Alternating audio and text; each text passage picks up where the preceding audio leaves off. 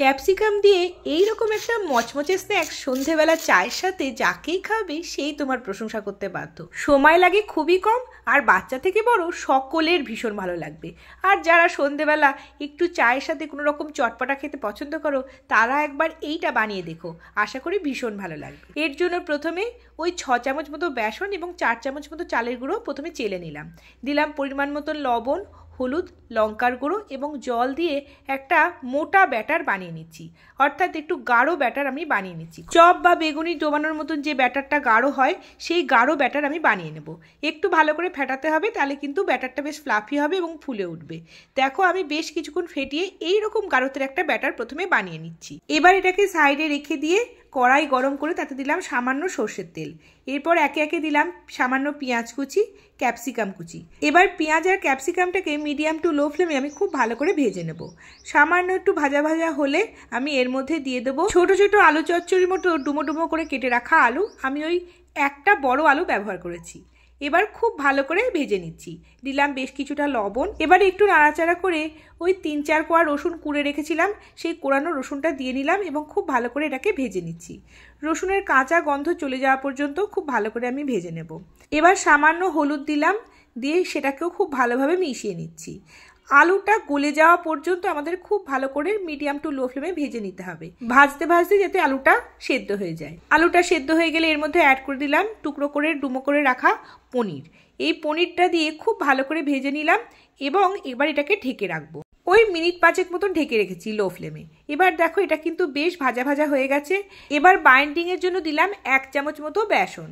এবার বেসন দিয়ে খুব ভালো করে মিশিয়ে নেব যতক্ষণ না বেসনটা এর মধ্যে মিশে যায়, যাতে পুর ভরার সময় এই মশলাটা বেরিয়ে না যায়।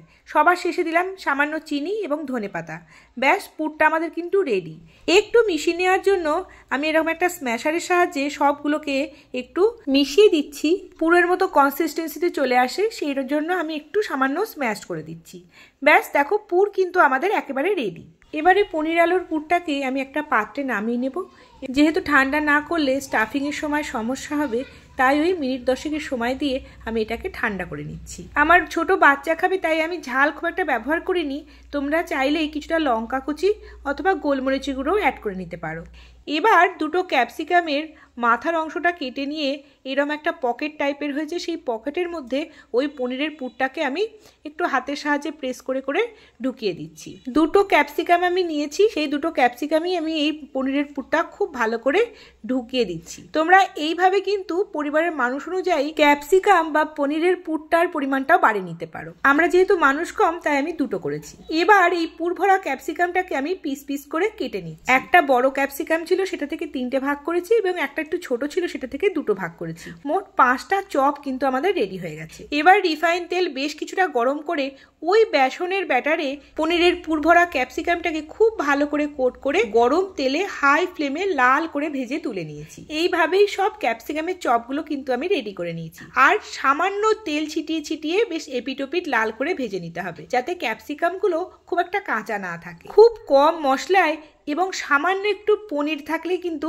বাড়ির উপকরণ দিয়েই ক্যাপসিকামের এই চপটা বানিয়ে নেওয়া যায়। আর দেখো কতটা ক্রাঞ্চি হয়েছে। আমি কয়েকটা লঙ্কা ভাজা, টমেটো সস এবং চিলি সস দিয়ে এটাকে সার্ভ করেছি। খেতে হয়েছিল দুর্দান্ত। তোমরা অবশ্যই শীত সম্পূর্ণ চলে যাওয়ার আগে ক্যাপসিকামের এই চপটা একবার বানিয়ে দেখো। আর কেমন হলো আমাকে লিখে জানাতে ভুলো না কিন্তু। দেখা হবে পরের দিন নতুন রেসিপির সাথে। আজকের মতো আসি।